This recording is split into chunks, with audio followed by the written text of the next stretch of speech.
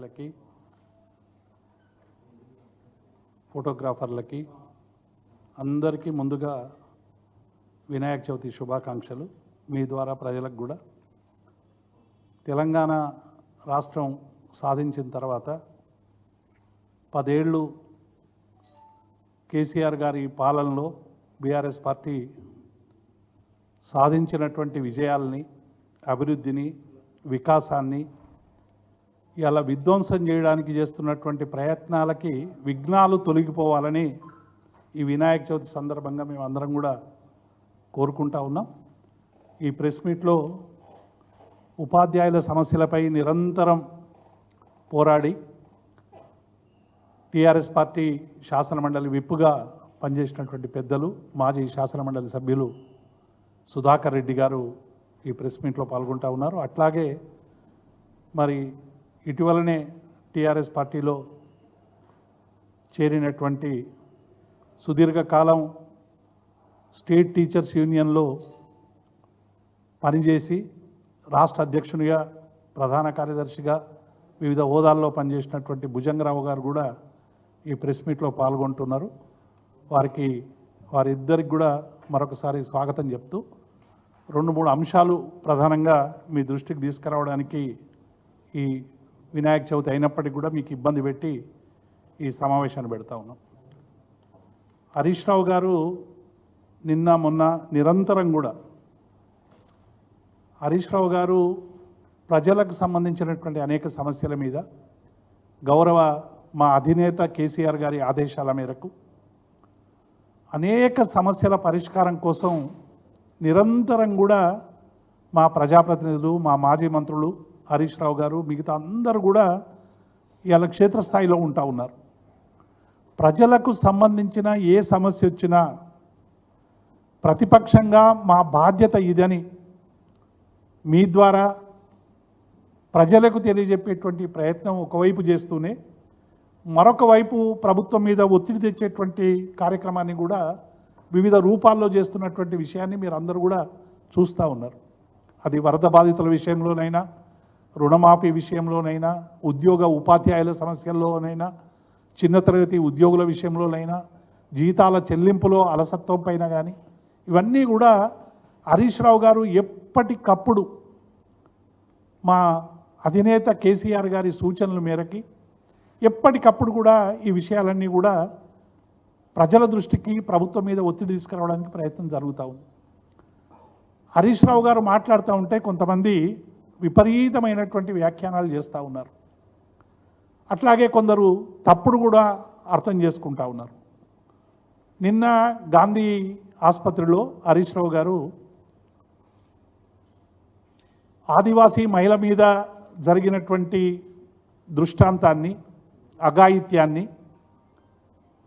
ప్రజలకందరికీ తెలియజెప్పడానికి, వారిని పరామర్శించడానికి, అట్లాగే రుణమాఫీ జరగలేదనేటువంటి ఆవేదనతో సురేందర్ రెడ్డి అనేటువంటి రైతు ఆత్మహత్య చేసుకుంటే వాటికి సంబంధించినటువంటి విషయాలు కూడా ప్రజలకు చెప్పడానికి నిన్న గాంధీ ఆసుపత్రికి మా శ్రీనివాస్ యాదవ్ గారు, హరీష్ గారు, చాలామంది మా ప్రజాప్రతినిధులందరూ కూడా నిన్న పోయారు.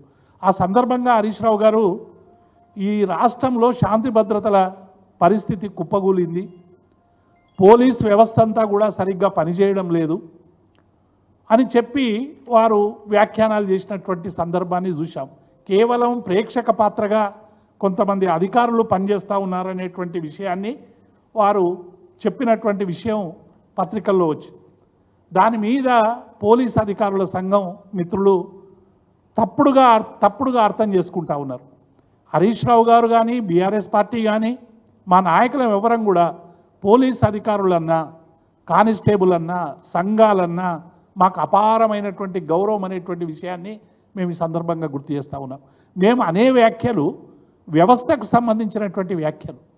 ఈ వ్యవస్థలో సమూలమైనటువంటి మార్పు జరగాలి, ప్రజల పట్ల బాధ్యత పెరగాలి, శాంతి భద్రతల పరిస్థితి బాగుండాలి అనేటువంటి కోణంలో శాంతి భద్రతల వైఫల్యాలని ప్రజలకు దృష్టికి తీసుకొచ్చేటువంటి ప్రయత్నం మేము చేస్తూ ఉన్నాం.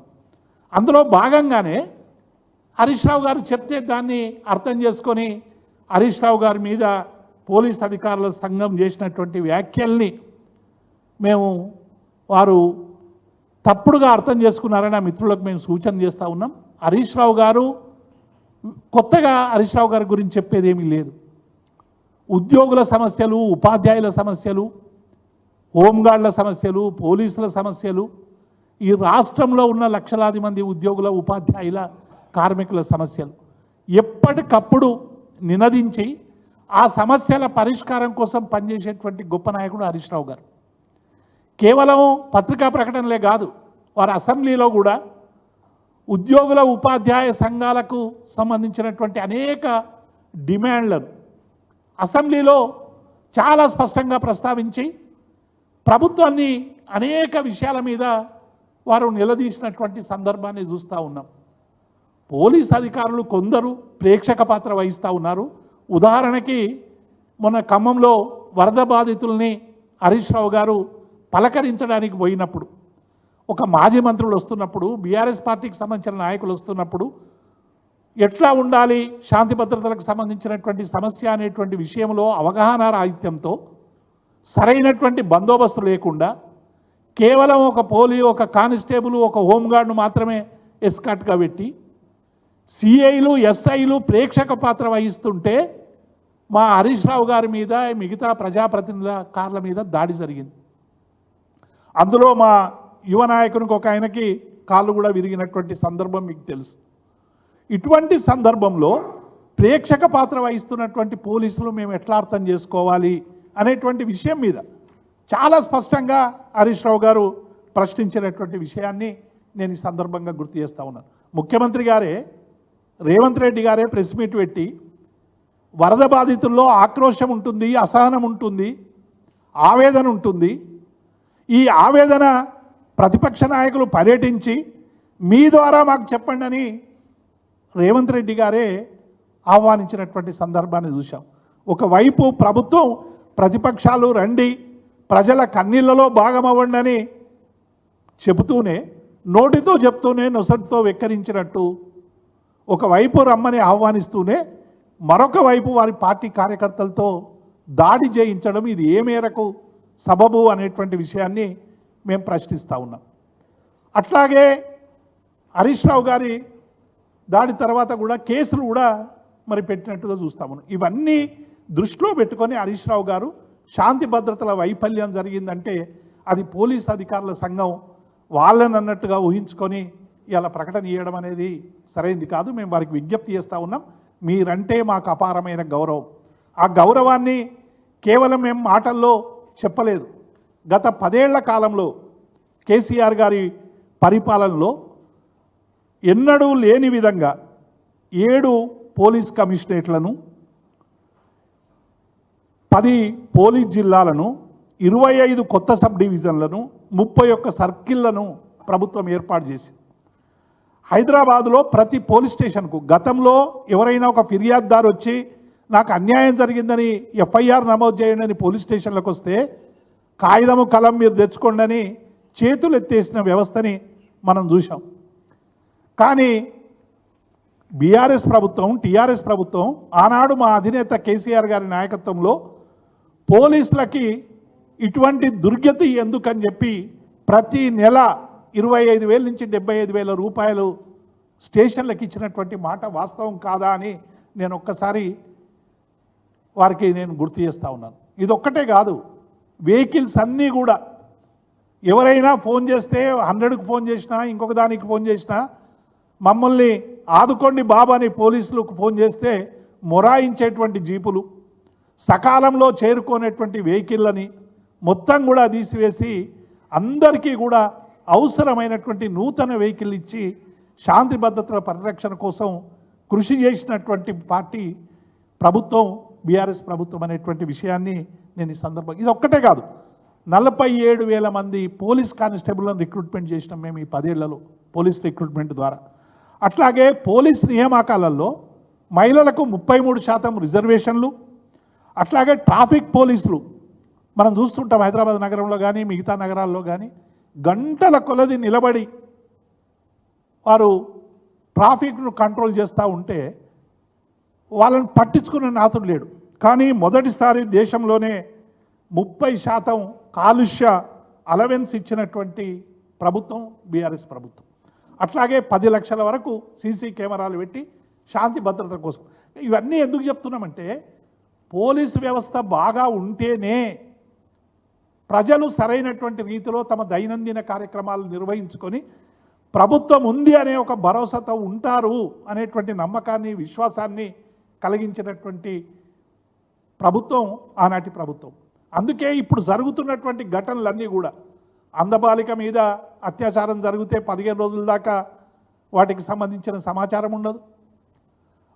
ఆదివాసీ మహిళ మీద అత్యాచారం జరిగితే నిందితులకు సంబంధించినటువంటి ఉండదు. 38 మంది గురుకులాల్లో చనిపోతే వాటి పట్ల శ్రద్ధ ఉండదు. ఇవన్నీ కూడా శాంతి భద్రత వైఫల్యంగా కనబడతా ఉన్నది. కాబట్టి ఈ శాంతి భద్రతల వైఫల్యం అనేది ప్రభుత్వ వైఫల్యం. నిన్న చాలా స్పష్టంగా హరీష్ రావు గారు అన్నారు, సుఖశాంతుల తెలంగాణ సుభిక్షంగా ఉండాలని తెలంగాణ ఉద్యమ సందర్భంగా మేమందరం కూడా అనుకున్నాం. మళ్ళీ బూటకపు ఎన్కౌంటర్లు ప్రారంభమైనాయని హరీష్ రావు గారు నిన్న మాట్లాడితే దాన్ని కూడా వక్రీకరించేటువంటి ప్రయత్నం చేస్తూ ఉన్నారు. ఎన్కౌంటర్లు బూటకం జరుగుతూ ఉన్నాయని చెప్పి మనకు పత్రికల్లో నిజ నిర్ధారణ కమిటీలు కావచ్చు మిగతా వాళ్ళు అనేక మంది ఆరోపిస్తూ ఉన్నారు. గత 10 ఏళ్లలో కూడా వీలైనంత మేరకు ఎక్కడ కూడా సరే శాంతి భద్రతల సందర్భంగా అక్కడ ఇక్కడ చెదురుముదురు ఘటనలు 1, 2 ఏ ప్రభుత్వంలోనైనా జరుగుతాయి. కానీ అటువంటిది జరగొద్దని గత 10 ఏళ్లలో శాంతి భద్రతలకు సంబంధించినటువంటి చూసిరు. కానీ జరిగిన ఈ 9 నెలల కాలంలోనే మళ్ళీ ఎన్కౌంటర్లు ప్రారంభమైనటువంటి ఆవేదన నిజంగానే శాంతి భద్రతల్ని ఎట్లా గత 10 ఏళ్లలో మావోయిస్ట్ పార్టీ లేదా, నక్సలైట్ లేరా, తిరగలేదా, మరి ఇప్పుడే తిరుగుతున్నారా అంటే ఇక్కడ అర్థం చేసుకోవాల్సింది ఏంటంటే ప్రభుత్వ విధానమే పోలీసుల విధానం ఉంటుంది. కొత్తగా విధానాలు ఏమి ఉండవు. గతంలో చెన్నారెడ్డి నక్సలైట్ల మీద నిషేధాన్ని తీసివేసి ఎన్కౌంటర్లు వద్దంటే మనం ఎలక్ట్రిక్లు స్విచ్ ఆఫ్ చేసినట్టు ఆగిపోయినాయి. వైఎస్ రాజశేఖర రెడ్డి చర్చలకు పిలిచి మేము వాడితో చర్చలు జరుపుతాం, ఎన్కౌంటర్లు లేవంటే ఆగిపోయినాయి. మేము ఎందుకు చెప్తున్నామంటే ఈ 2-3 విషయాలు కూడా ప్రభుత్వం ఏదనుకుంటే అది జరుగుతుంది. కాబట్టి ప్రభుత్వం తెలంగాణలో శాంతి భద్రతలకు సంబంధించిన సమస్యలు మళ్ళీ రాకుండా, గ్రామీణ ప్రాంతాల్లో మళ్ళీ ప్రజలు ఇబ్బందులు పడకుండా చూడాలనేటువంటి కోణంలో హరీష్ రావు గారు మాట్లాడారు. డెఫినెట్గా శాంతి భద్రతల సమస్య వచ్చినప్పుడు పోలీసులు ఏ చర్యలు తీసుకున్నా ఆ చర్యల్ని మేము సమర్థిస్తుంటాం. అదొక్కటే కాదు, మీరు పక్కకే మన భవన్ పక్కకే కమాండ్ కంట్రోల్ రూమ్ కట్టుకున్నాం. ఎందుకంటే హైదరాబాద్ నగరంలో ఉన్నటువంటి ప్రజలకందరికీ కూడా శాంతి భద్రతలకు సంబంధించిన సమస్యలు తలెత్తొద్దని. ఇవన్నీ మేము ఎందుకు చెప్తున్నామంటే దయచేసి మీరు హరీష్ రావు గారి మీద మాట్లాడే ముందు, బీఆర్ఎస్ ప్రభుత్వం మీద మాట్లాడే ముందు గత 10 ఏళ్లలో పోలీస్ వ్యవస్థ కోసం ఈ ప్రభుత్వం ఏం చేసింది, శాంతి భద్రతలు కాపాడటంలో ఏం చేసింది అనేటువంటి విషయాన్ని మనం గుర్తుంచుకోవాలని నేను విజ్ఞప్తి చేసుకున్నా. ఇప్పటి నుంచి ఎప్పుడైనా మేము పోలీస్ అధికారులు అంటే గౌరవం, పోలీసులు అంటే గౌరవం, కొంతమంది పోలీస్ అధికారులు చూసి చూడనట్టు చేయడం అనేటువంటిది ఇది వ్యవస్థలో ఉన్నటువంటి లోపాన్ని ఎత్తి చూపేటువంటి పరిస్థితి తప్ప ఇంకొకటి కాదు అనేటువంటి విషయాన్ని మేము ఈ సందర్భంగా గుర్తు చేస్తాము. ఇవన్నీ కూడా ఎందుకు హరీష్ రావు గారు ప్రతిరోజు కూడా మీరు రుణమాఫీకి సంబంధించి రుణమాఫీ అయిపోయింది, రుణమాఫీ చర్చని పక్కదారి పట్టించేటువంటి ప్రయత్నం చేసిండ్రు. రైతు భరోసా జాడే లేదు, కళ్యాణ్ లక్ష్మి, షాదీ ముబారక్ సమస్య లేదు, 6 గ్యారంటీలు ఎక్కడికి పోయినాయో తెలియదు, శాంతి భద్రతలు పూర్తిగా క్షీణించిపోయినాయి. ఇవన్నీ కూడా ఎందుకు ఇవన్నీ కూడా మేము ప్రశ్నిస్తూ ఉంటే ఒక ప్రతిపక్ష నాయకులుగా డెఫినెట్గా మా బాధ్యత ఇది. ప్రతిపక్షంగా మేము డెఫినెట్గా ప్రజల పక్షం ఉండి మాట్లాడతాం. ఎందుకంటే ప్రజల ఆవేదనను, బాధల్ని మేము మీడియా ద్వారా తెలియజెప్పేటువంటి ప్రయత్నం చేస్తాం. సమస్యల పరిష్కారం కోసం చూపాల్సిన బాధ్యతను విస్మరించి ప్రతిపక్షాల మీద దాడి చేయడం అనేటువంటిది ఇది సరైంది కాదు. గురుకులాల ఇమేజ్ వాస్తవం, పెద్దలు సుధాకర్ రెడ్డి గారు మాట్లాడతారు విద్యా వ్యవస్థ గురించి ఇవన్నీ కూడా. కానీ ఇవాళ ఏమైపోయిందంటే మొత్తం బ్రాండ్ ఇమేజ్ను దెబ్బతీసే విధంగా అనేక విషయాలు మాట్లాడుతూ ఉన్నారు. ఇక ఉద్యోగులకు సంబంధించి, ఉపాధ్యాయులకు సంబంధించింది అయితే ఉపాధ్యాయ సంఘాలు జేఏసీ పెట్టుకొని ప్రభుత్వాన్ని అర్థించినాయి. కనీసం మాకు డిఏలు విడుదల చేయండి అని. 4 డిఏలు పెండింగ్ ఉన్నాయి. కనీసం ఆర్థిక సమస్యల్లో ప్రభుత్వం ఉంది, 1-2 డిఏలన్నా విడుదల చేస్తారని ఉద్యోగులు ఉపాధ్యాయులు ఆలోచించుకుంటా ఉన్నారు. కానీ ఇప్పటి వరకు కరువు భత్యం విడుదల చేయలేదు. 15 రోజుల్లో సమస్యలు పరిష్కరించండి, పిలిచి మాట్లాడండి అంటే ఇప్పటి వరకు ప్రభుత్వం, ముఖ్యమంత్రి గారు మరి అధికారికంగా జేఏసీ నాయకులు కానీ ఉద్యోగ సంఘ నాయకులు కానీ పిలిచి మాట్లాడినటువంటి పరిస్థితి లేదు. కాబట్టి ఇలా డిఏ ప్రస్తావన లేదు, పిఆర్సీ ఊసు అసలే లేదు. పిఆర్సీకి సంబంధించి గడువు అయిపోయింది, ఏప్రిల్కు మళ్ళీ గడువు పెంచుకున్నారు. అట్లాగే 31/3/24 తర్వాత వేలాది మంది రిటైర్ అవుతూ ఉన్నారు. రిటైర్ అయిన ఉద్యోగులకు సంబంధించినటువంటి బెనిఫిట్స్ అన్నీ కూడా ఆపేసేటువంటి ప్రయత్నం చేస్తూ ఉన్నారు. మిడ్ డే మీల్స్ బిల్స్ చాలా పెండింగ్లో ఉంటా ఉన్నాయి. బయోడైవర్సిటీ బోర్డుకు సంబంధించినటువంటి ఉద్యోగులకు జీతాలు లేవు. 1వ తారీఖున జీతాలు ఇస్తున్నామనే పేరు మీద ఇక అన్నీ బంద్ చేసి 1వ తారీఖు జీతాలు ఇచ్చారు. ఆ 1వ తారీఖు జీతాలు కూడా చాలామందికి వస్తలేవు.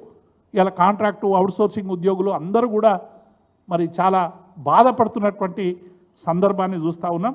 అందుకే ఇలా డెఫినెట్గా హరీష్ రావు గారి మీద మీరు విరుచుకపడు కాదు, ఈ సమస్యల పరిష్కారం కోసం ఈ గాలి మాటలు మాట్లాడకండి. మేము కాంగ్రెస్ నాయకులకు చేసే విజ్ఞప్తి ఏంటంటే, గాలి మాటలు మాట్లాడకండి.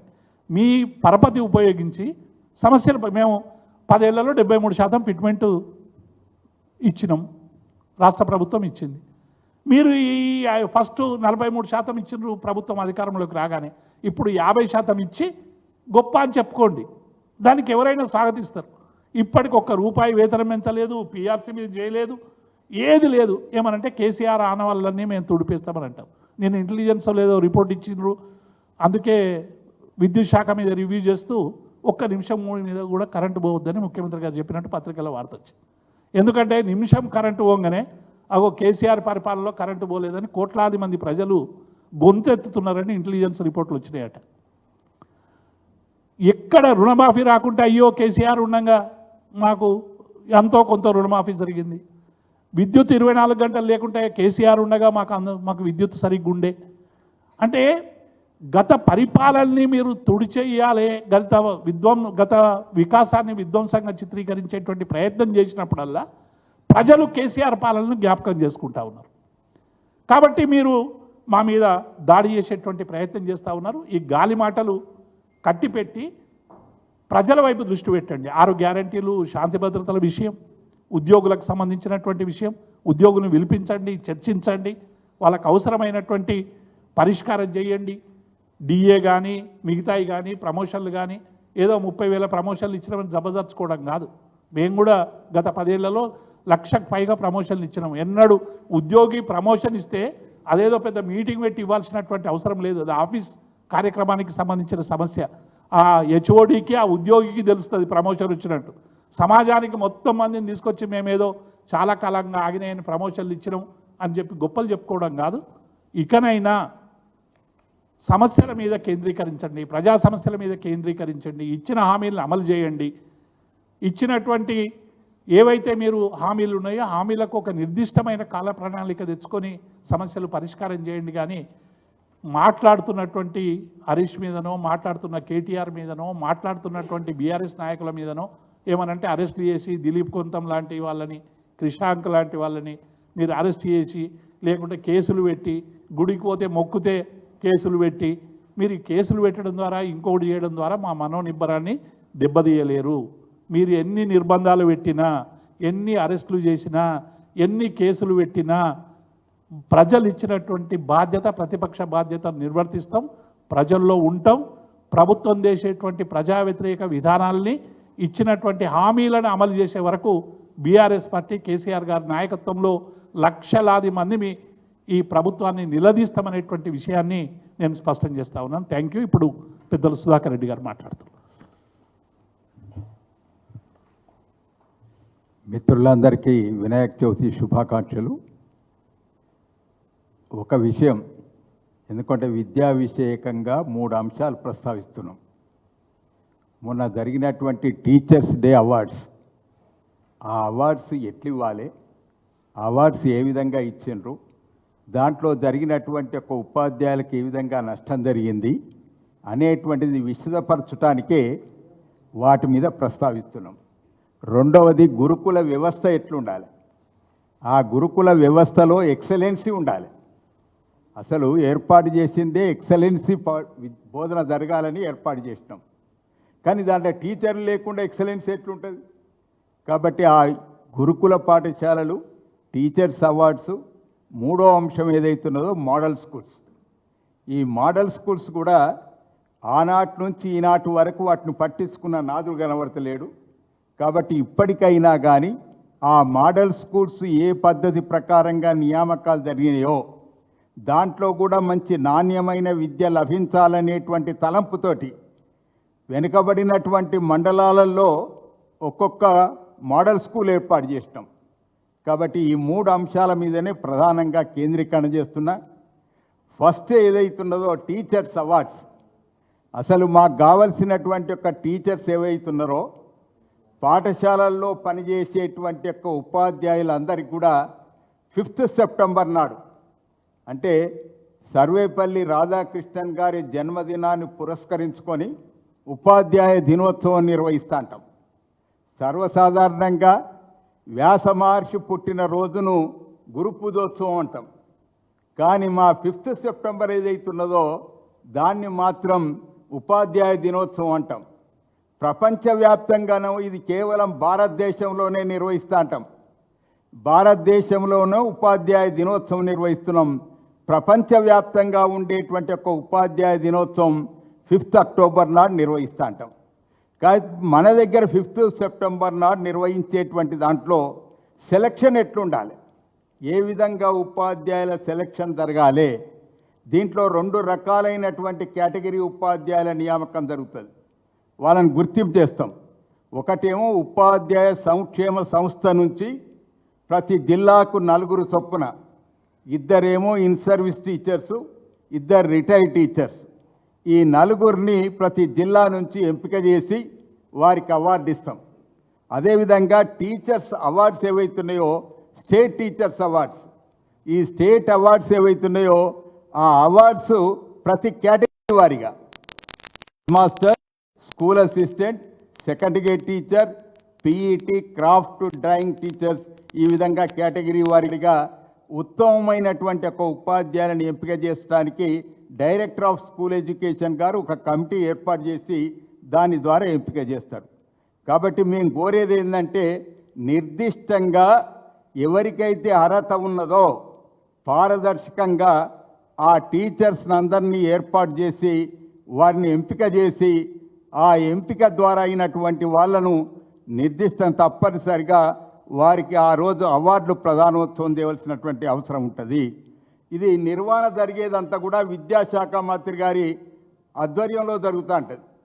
కానీ ఇప్పుడు మనకు ఉన్నటువంటిది విద్యాశాఖ మంత్రి, ముఖ్యమంత్రి ఒకరే అయినారు కాబట్టి వారి ఆధ్వర్యంలో పారదర్శకంగా జరగాలనేది మా కోరిక. కానీ ఆ విధంగా జరగలేదనేటువంటిదే మేము డిమాండ్ చేస్తున్నాం. కాబట్టి ఆ రోజు పివి రంగారావు గారు విద్యాశాఖ మంత్రి గారు ఉన్నప్పుడు వారు ఇట్లనే ఎంపిక సరిగ్గా జరగకపోతే వారు రాత్రికి రాత్రి ప్రతి జిల్లా నుంచి ఉత్తమమైనటువంటి ఉపాధ్యాయుని ఎంపిక చేయించుకొచ్చి అందరినీ కూడా తెల్లార వరకు రప్పించి వారికి అవార్డు ప్రదానోత్సవం చేశాను. ఆ రోజు కాంగ్రెస్లోనే ప్రధానంగా దీనికి అంత ప్రాధాన్యత ఉండేది. కానీ ఈ విధమైనటువంటి ఒక పొరపాటు జరుగుతుంది. ఇప్పటికైనా ముఖ్యమంత్రి గారు గమనించి ఆ అవార్డులు స్పష్టంగా జరిగేటట్టుగా ఆ విధమైనటువంటి నిర్ణయం తీసుకోమని కూడా కోరుతున్నాం.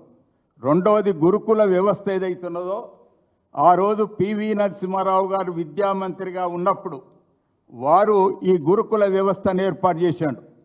గురుకుల వ్యవస్థ ఏర్పాటు చేసినప్పుడు ఎక్సలెన్సీ అంటే బాగా ప్రతిభ కలిగినటువంటి యొక్క విద్యార్థులను గుర్తించి వారి కొరకు రెసిడెన్షియల్ మోడ్లో ఈ గురుకుల వ్యవస్థను ఏర్పాటు చేయడం జరిగింది. కాబట్టి దాంట్లో చదువుకున్నటువంటి యొక్క విద్యార్థులందరూ ఇవాళ మీరందరూ కూడా గమనించవచ్చు. మన డీజీపీ పనిచేసినటువంటి మహేందర్ రెడ్డి గారు గురుకుల వ్యవస్థ యొక్క విద్యార్థి. అటువంటి వాళ్ళు ఎంతోమంది ఐఏఎస్ ఆఫీసర్లు అయినరు, ఐపీఎస్ ఆఫీసర్లు అయినరు. కాబట్టి అటువంటి వ్యవస్థగా ఉండాలి గురుకుల వ్యవస్థ పాఠశాలలు. ఆ విధంగా ఉన్నట్టయితేనే ఎక్సలెన్సీ ఉండేటువంటి యొక్క అవకాశం ఉంటుంది. ఇలా మన చుక్కా రామయ్య గారు సరస్వతి పుత్రుడైనటువంటి చుక్కా రామయ్య గారు కూడా ఆ గురుకుల వ్యవస్థలో ఏర్పాటైనటువంటి ఒక పాఠశాలలో సర్వేల్ పాఠశాలలో మొదటి ఉపాధ్యాయుడిగా పనిచేసినటువంటి గణిత శాస్త్ర ఉపాధ్యాయుడిగా పనిచేసినటువంటి వారు. కాబట్టి అటువంటి టీచర్లను రాష్ట్ర వ్యాప్తంగా ఎవరైతే ప్రతిభ కలిగినటువంటి టీచర్లు ఉన్నారో వారిని గుర్తించి ప్రతినియుక్తి చేసేటువంటి వాళ్ళు, డిప్యుటేషన్పై తీసుకొచ్చేటువంటి వాళ్ళు, వాళ్ళతోటి పాఠాలు చెప్పిస్తే వాళ్ళు మంచి విద్యార్థులుగా రాణించేటువంటి అవకాశం ఉంటుందని ఆ విధంగా భావించి ఆ వ్యవస్థను అట్లా బాగా పటిష్టంగా రూపకల్పన చేయడం జరిగింది. కాబట్టి ఇప్పటికైనా ముఖ్యమంత్రి గారు బాగా ఆలోచన చేయాలి. ఆ రోజుల్లో ఎట్లా ఉండే వ్యవస్థ, ఈ రోజుల్లో ఆ వ్యవస్థను పునరుద్ధరించడానికైనా ప్రయత్నం చేస్తారని మేము ఆలోచన చేస్తున్నాం. కాబట్టి వారితో డిమాండ్ చేసేది కేవలం ప్రభుత్వ పరంగా నిర్వహించేటువంటి గురుకుల పాఠశాలలే కాదు, సంక్షేమ సంస్థ ద్వారా ఇవాళ మైనారిటీ కానీ అదేవిధంగా ఎస్సీ కానీ ఎస్టీ కానీ ఈ సంక్షేమ శాఖ ద్వారా నిర్వహిస్తున్నటువంటి గురుకుల పాఠశాలలు ఏవైతున్నాయో సమర్థవంతంగా నిర్వహించినట్టయితేనే దాంట్లో చదువుకున్నటువంటి యొక్క విద్యార్థులందరూ కూడా బాగా రాణించేటువంటి అవకాశం ఉంటుంది. కానీ ఇప్పుడు నిర్వహిస్తున్నటువంటి యొక్క పాఠశాలలో అందులో సరైనటువంటి వసతులు లేకపోవటం వల్ల సగం మంది పిల్లలందరూ కూడా వెళ్ళిపోయేటువంటి యొక్క పరిస్థితి వచ్చింది. కాబట్టి అట్లా జరగకుండా సమర్థవంతంగా నిర్వహణ జరిగేటట్టుగా చర్యలు తీసుకోవాలని కూడా డిమాండ్ చేస్తున్నాం. మూడవది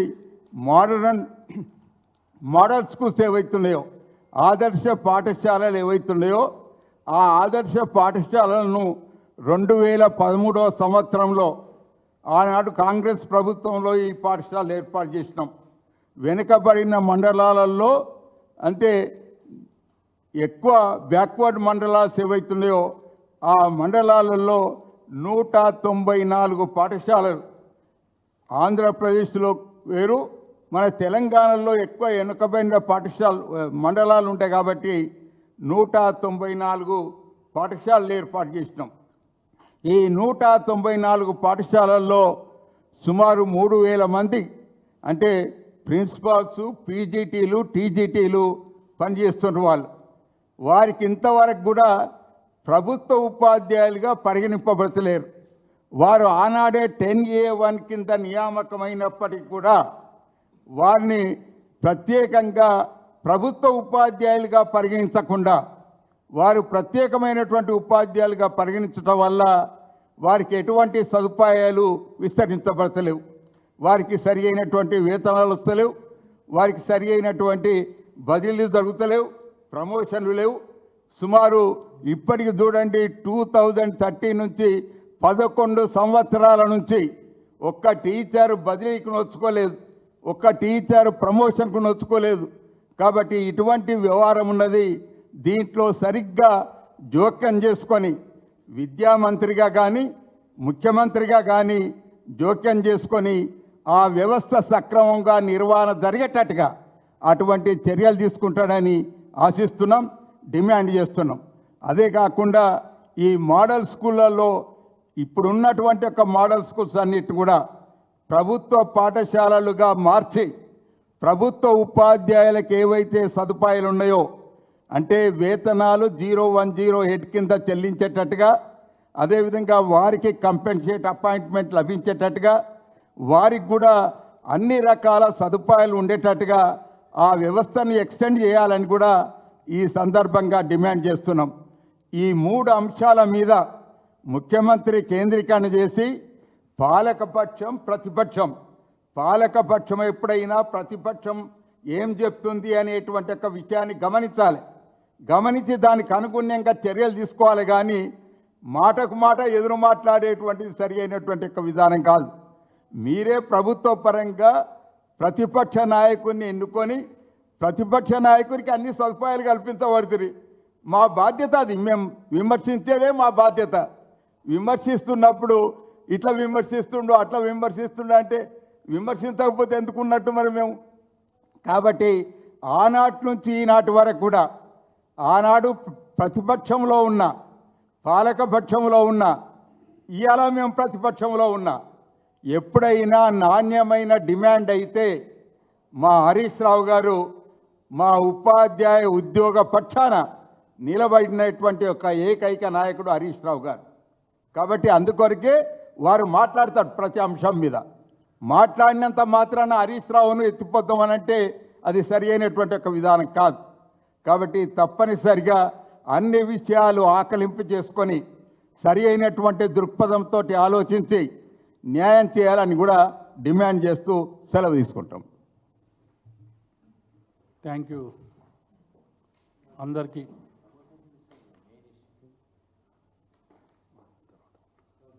మిత్రులు ఒకటి రెండు అంశాలు సుధాకర్ రెడ్డి గారు అన్నీ చెప్పిండ్రు. ఇప్పుడు 1వ తారీఖు నాడు వేతనాలకు సంబంధించి ఇప్పుడు మనం ప్రెస్ మీట్ పెడుతున్నప్పుడే నాకు మెసేజ్లు వస్తూ ఉన్నాయి. ఇబ్రాహీంపట్నం మండలంలోని అనేక పాఠశాలల్లో రాయిపల్లి, పొలకంపల్లి, పోచారం, ఆదిబట్ల, ఎలిమినేడు, పటేల్గూడ చాలా వాళ్ళందరూ కూడా మెసేజ్లు పెడతా ఉన్నారు. 1వ తారీఖు నాడు వేతనం ఇస్తామని చెప్పుకున్నటువంటి ప్రభుత్వం జూలై నుంచి వేతనాలు వస్తలేవట టీచర్లకు. బయోడైవర్సిటీ బోర్డుకు వాళ్ళకు టీచర్ వేతనాలు లేవు, వీళ్ళకు వేతనాలు లేవు.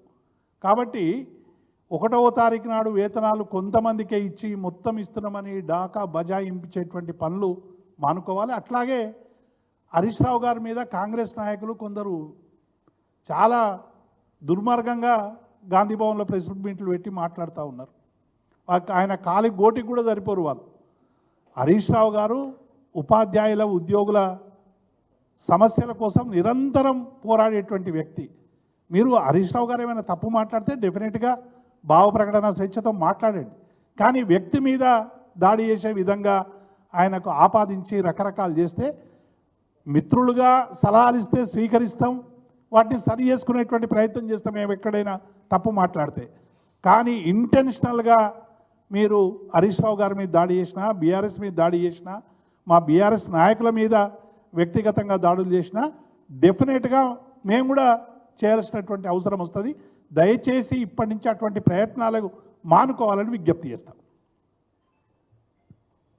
థ్యాంక్ యూ అందరికీ.